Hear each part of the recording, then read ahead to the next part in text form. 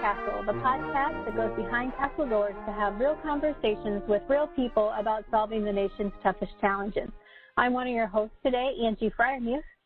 And I'm Kat McCain. Today's guest is Mr. Kevin Brice, the Deputy District Engineer for Programs and Project Management for the Portland District. Thank you for joining us here today. Thank you, ladies, for having me. I'm excited to spend a little bit of time with you. I appreciate it. Great. And for today's episode, we are celebrating Portland District's 150 years of service. Before we go too much further, we always like to start our episodes off by getting to know our guests. So, Kevin, can you tell us about yourself and your role in the Portland District? Okay, thanks, Kat. First of all, again, it's a pleasure to be with you this morning. Thank you for having me. And I'm excited to talk about our district. A little bit about me, though. As you mentioned, I am the DPM for the Portland District. I've had the job for 14 years. Prior to that, my life's journey has taken me 21 years on active duty. And with that, I had 3 Corps of Engineers assignments, 2 of them actually in Portland District in uniform, and also I was in the Europe District. As I mentioned, I was selected for the DPM role about 14 years ago. And just prior to that, I spent 5 years at Northwestern Division. So I have a broad kind of experience, both in uniform and as a civilian. I'm also an OPA. I've got 5 grandchildren, and that's their pictures on the wall behind me. So I'm excited to be here. The role that I play in the Portland District as the DPM, like most DPMs, I believe we have several hats. One is I think that DPMs are responsible for continuity in the district. As you know, our military commanders come in and out every several years, and the ownership of the history of the district is a role of the DPM, I believe, and the culture. You get to be the senior civilian. You're responsible for all the programs and for execution. You get to be an advisor to the commander. In Portland, I'm responsible for external relationships and being the chief of PPPMD. So it's a busy job, but it's an honored job of being the senior civilian in an engineer district, and I love being the DPM for these many years. Thank you for that introduction, Kevin. Since you are celebrating the Portland District's 150th, can you briefly tell us, for our listeners that don't exactly know where you guys are located, can you tell us where you're located and who you serve and the main mission? Sure, absolutely. So first of all, we're in the West Portland. So Portland, not Portland, Maine, but we're Portland, Oregon, of course. And we are primarily a civil works district, which I'll talk more about in a minute. But we also have an important IIS, Interagency International Support Mission. For instance, we have a huge project up in Portland here. There's a VA center, and we have the responsibility of seismically upgrading that VA hospital for our veterans. It's an exciting mission that we're working with the Veterans Administration. But we are primarily a civil works district. In our area, as you know, civil works our boundaries are based on watersheds. And so for the Portland District, we have the lower Columbia River, which includes things like Mount St. Helens in southwest Washington. We also have 13 dams in the Willamette Valley, which feeds into the Columbia River.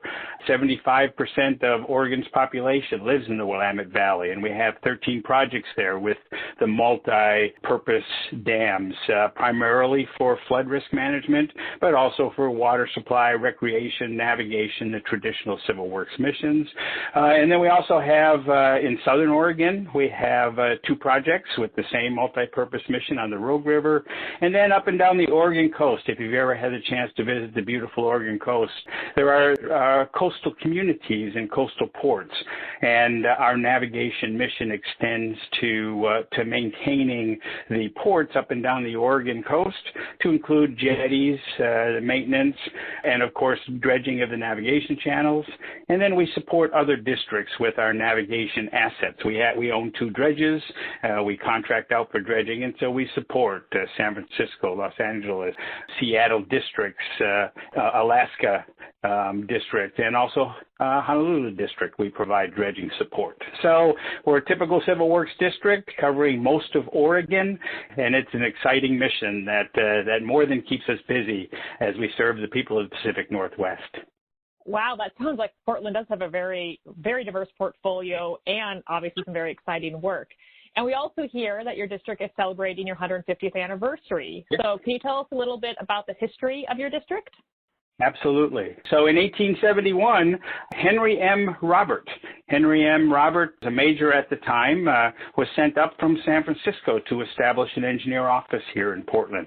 You may know Henry M. Robert, who's better known for Robert's Rules of Orders. So the same Henry M. Robert who wrote Robert's Rules of Order was the first district commander in Portland. He later went on to, I think, also to command Nashville District after he left here later in his career. But when Major Robert came up to Portland, he established an office that literally is in a building that's no longer there, but where the building, it was replaced, but where the building was only like 4 blocks from our current office. The original mission of the engineer office setup was for navigation, for clearing Columbia River to allow for navigation and finding ways to improve navigation, because Portland is about 100 to 110 miles from the mouth of the Columbia River. And of course, the mouth of the Columbia is the gateway to the rest of the world. Well, the district originally was designed, and today it's a very important mission that we have, which is the navigation of the lower Columbia River for those 100+ miles between Portland and the coast. The Columbia River is like a $30 billion a year water highway to the world.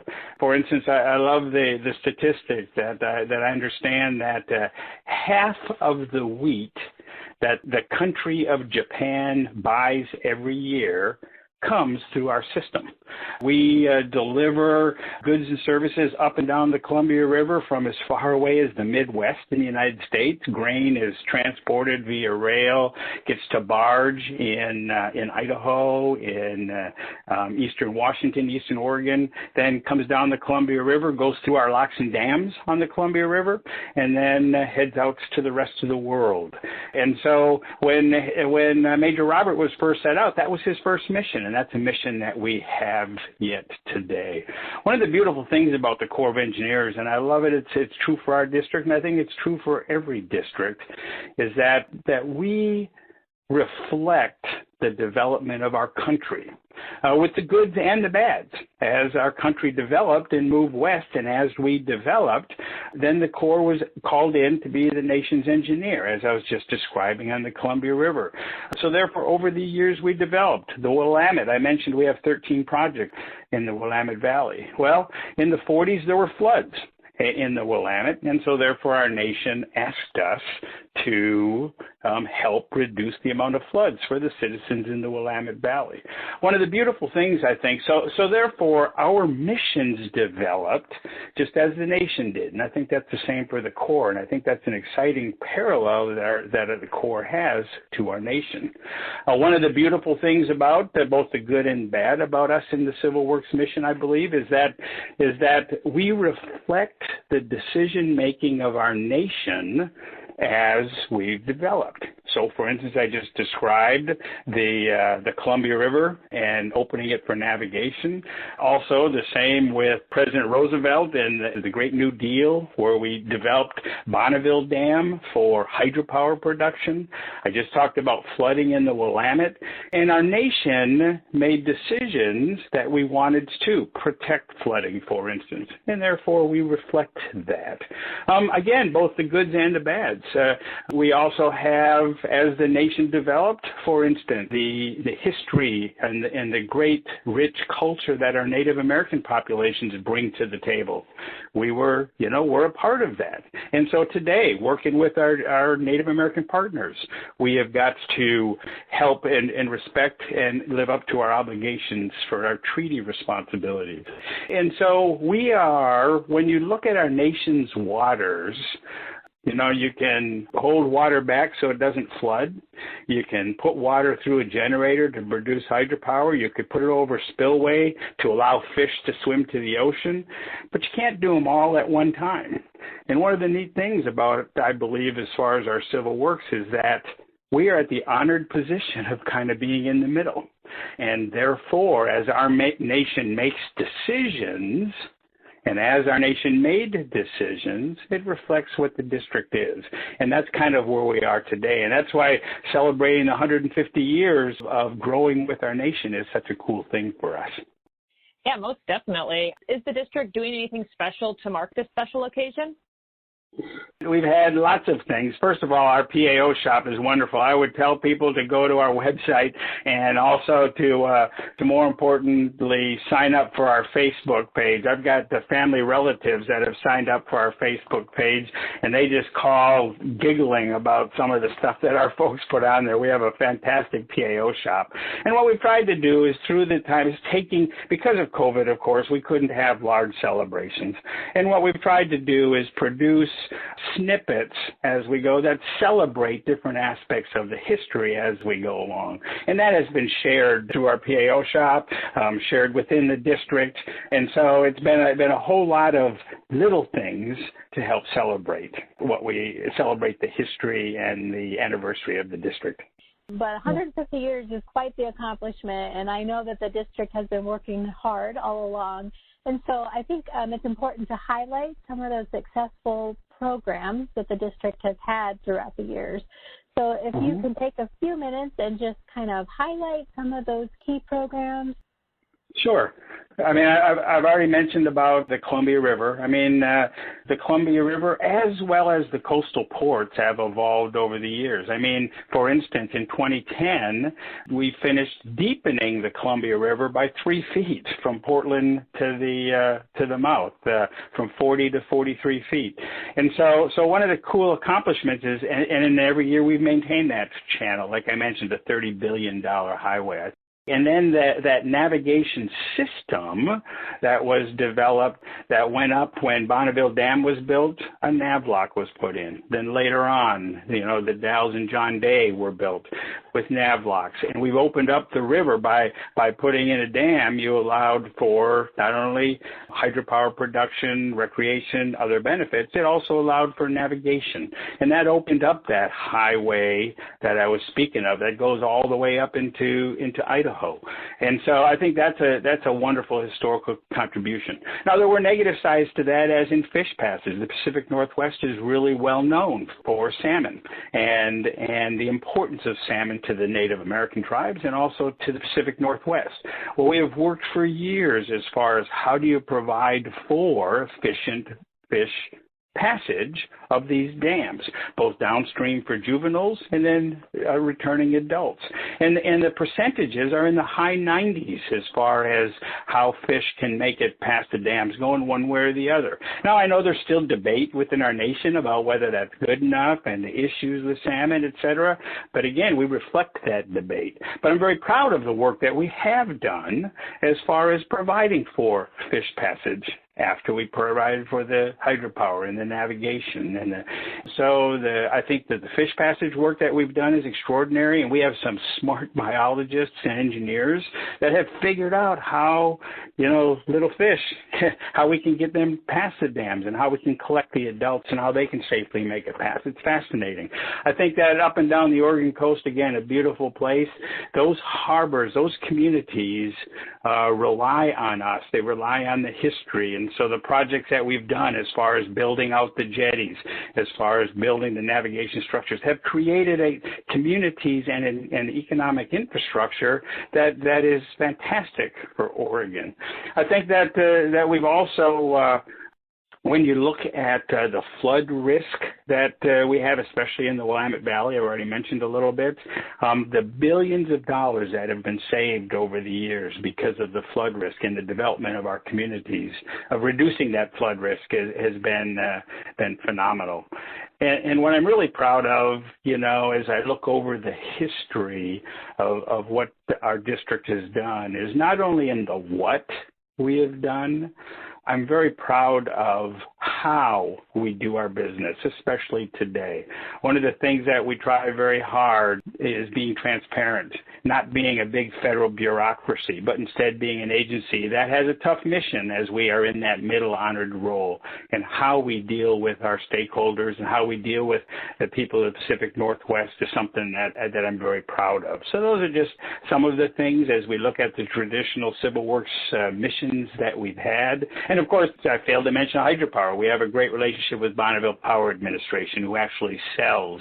And we produce enough electricity in Portland. We're one of the largest producers in the Corps, and we produce enough to light up the city of Seattle for a year, for instance, as we make use of the water that flows in the Columbia River and the Willamette valleys. So those are some of the programmatic things as I look over the history of the district that I'm very proud of. Wow, that's very cool, and I love seeing like how it has evolved over the 150 years too. And with that, we did hear that you are retiring soon. Mm-hmm. So during your tenure with the Corps, how have you seen the district evolve? Yep, I am retiring, and this is my last. And you know, one of the things, again, as far as how the district has evolved, I've been very fortunate. Back in the late 80s, 1987 and 1990, I was assigned to the Portland district as an Army captain. I also came back to the district as a lieutenant colonel. I was the deputy commander in the late 90s, like in 97, 99 time frame. And then I was able to come back in 2007 as the DPM. And during that time, I've seen the Portland district evolve just like I've seen the Corps of Engineers evolve. And it's a wonderful parallel. And it's a time, I know you guys work in the revolutionized civil works. Well, to me, at the base, business processes of the Corps of Engineers have developed over my time. I remember as an Army captain, I am the third DPM in Portland district's history. As an Army captain in 1988, I remember when the first DPM was introduced to the district because it was a new position. And at that time, the reason it was introduced was we were a stovepipe organization. Planning would do a plan, they'd throw it over the wall to engineering, who would engineer it, throw it over to construction, throw it over to. And the project would suffer. And so project management was designed to oversee a project from beginning to end. And I've seen that evolution, not only in the Corps, but I've seen it in Portland District. And today, where we are as far as project execution, according to project delivery business process, it just makes so much sense to me. And I get jazzed about how things can get done if you have people playing their roles and if you have a project manager with the right team making things happen. That's one big evolution that I have seen when that first DPM in 1988 compared to where we are now as working project delivery business process. It's phenomenal to me how much great progress we have. The second evolution that I have seen came in the early 2000s, which is at the time it was called USACE 2012, General Flowers, and created this vision for 2012, but it created this regional business concept. I remember districts when we were all 40-some, 45-ish autonomous districts, had our own rates, had our own processes, had our own, and for the outside world, if they went to Portland district, going to Seattle district, it was like two different worlds, and districts did things totally different. Well, the whole idea behind the regional business concept is how do we act as one region, as one Corps of Engineers? How do we, that was the whole idea behind 2012, is how do we serve as one Corps of Engineers with standard processes, standard rates, and how do we share, we all don't have to have every specialty that the Corps has. Every district doesn't have to have that specialty, but instead, you know, if there's only enough workload for a widget engineer that you only need one, well, let's share the one between districts. And how do you do that? And that concept of regional business center I've seen evolve. The district is a part of that. We don't own everything. We go to other districts for support, for specialty, and we provide support to other districts. And that continued evolution is good for the Corps of Engineers. It's a better way of doing business. It supports the whole Corps executing our projects, not one district trying to go it alone. And so between project delivery business process and the regional business center concepts, I believe the Corps is much better today at executing our projects. And I've seen the Portland district evolve along with the rest of the Corps. And I just hope we don't lose that. I just hope we don't lose this concept and fall back into we're all our own individual districts, because it's so important that we work together. So, sorry, I'm not good at short answers, but that's kind of my explanation to as far as how I've seen the district evolve since 1988 and when I was first assigned here in 1987-88 timeframe. Well, congratulations on your retirement, and thank you for serving our nation. As we know, as federal employees ourselves, it's very rewarding to be a civil servant and helping our partners solve the nation's toughest challenges. And so I'm curious as to what has been the most rewarding part of your career. Yep. I'll tell you what, first of all, being the DPM for 14 years is the honor of a lifetime. I mean, it really is a neat, I get to see on a daily basis, just because of the position, you get to see the neat things that the district's doing. And you get to see the wonderful professionals that we have, the expertise that comes to the table, the public service. I love the public service aspect of our district and our people, and I get to see that. So as far as the biggest and most important thing from my career, being a part of that is humbling, and it's been an honor to be the DPM for these 14 years. I would say, I mean, there are accomplishments that we've done. I mean, there's cool accomplishments. In 2010, we shut down the us and Walla Walla District jointly. We shut down the Columbia River for 3 months, navigation-wise, because we wanted to reinvest in replacing some navigation gates. These are 100-foot tall gates. If you ever can make it out to Portland, they're really amazing structures, our navigation locks. But we were able to replace those. We replaced them on time, within budget, and reopened the system. We had planned it for several years beforehand. I mean, so there's a lot of individual accomplishments. We're right now rehabilitating 100-year-old jetties at the mouth of the Columbia River. It's just a cool project of reinvesting in the nation. We've done great works with our tribes. Portland District, we created 32, I think is the number, treaty fishing access sites to allow Native American tribes to be able to go to the river and to be able to fish like they had done from time immemorial. So when I look at some of the things that we have done, the things are cool.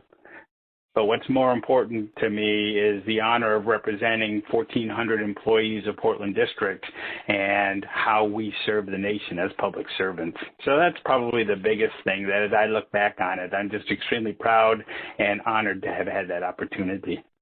Yep, and I can tell just by talking with you, just this brief moment, that you definitely have passion and drive, and it was probably an honor to work with you as well. In the Portland District, so I am sure that you'll be missed. Earlier, we talked about a couple of the key projects from the history of the Portland District, and now I kind of want us to go forward and think about the future. And what projects do you feel like the Portland District will be involved with in the future? Sure. There is our standard, the annual maintenance and operations of our facility, of our, navigation channels, of our dams, et cetera. So that is probably the first. Some of the evolving challenges that we have, I've talked fish passage. In the Willamette Valley, fish passage is much more challenging than on the Columbia, because in the Willamette Valley, we have those 13 projects, and they're 450-foot tall, and you're trying to get juvenile fish, collect them and get fish. Movement in the Willamette is a challenge that the district's going to be dealing with for years and years and years, because the population of salmon need it. That's a future workload. I mentioned up front our IIS program. Depending on what the Veterans Administration decides, as we look to seismically upgrade the Portland VA Medical Center here in downtown Portland, as we look to upgrade that, depending on how much that they want us to do. Right now we have about a $400 million project. It could go up to $1.5 billion sort of project as far as tearing down new buildings. So depending on what the VA wants us to do. So that could be a huge project for the future. And then we have an aging infrastructure. When I look across, I know that I'm an aging infrastructure, and I know that our projects are. And so, I can retire to take care of this part of the aging infrastructure, but we do have dams that have been there for decades and equipment that needs to be reinvested in to ensure that it provides reliably the benefits to society that we've come to expect. So those would be a couple of things that I look to the future, things that Portland District's going to be interested in and continuing to work on. Well, Kevin, you have shared some amazing things about Portland District and your mission, but if there's only one good thing that you could tell our listeners about Portland District, what would it be? I would say that Portland District is a public service oriented, get it done district. And we get it done for the nation. We do our best to play that honored middle role, balancing the different needs that we have, trying to meet the myriad of responsibilities that we have. And we always try to do what's right. So we're truly are a public service district, and I'm very proud that we try to do things right for the nation. And that's probably the thing I would say that about Portland District. Awesome. And we're nearing the end of our time together. But before we go, we want to know what's next for you. That's a great question, well presented. And I'm going to take, I don't know the immediate plans. I'm taking the advice of that first DPM I mentioned, a dear friend of mine, Davis. He said that when he retired, he spent 3 months of doing nothing to reset and to see where you want to be before you volunteer to do things. As mentioned, I've got those 5 beautiful grandchildren behind us. So I'm going to play Opa here for a couple of months, and then we will see what the good Lord has planned for me. So that's what my plans are right now, and we'll see what God has planned for my life. But thank you for asking. And thank you, Kevin, for joining us today for this edition of Inside the Castle. We appreciate you and your insights. To our listeners, we want to hear from you. What topics are important to you and people you are interested in hearing from. Until next time, be safe, be innovative, and be revolutionary. To provide your feedback, email us at cw.infrastructure.team@usace.army.mil. Stay tuned for additional Inside the Castle podcasts as we explore life inside the Corps and revolutionize civil works together.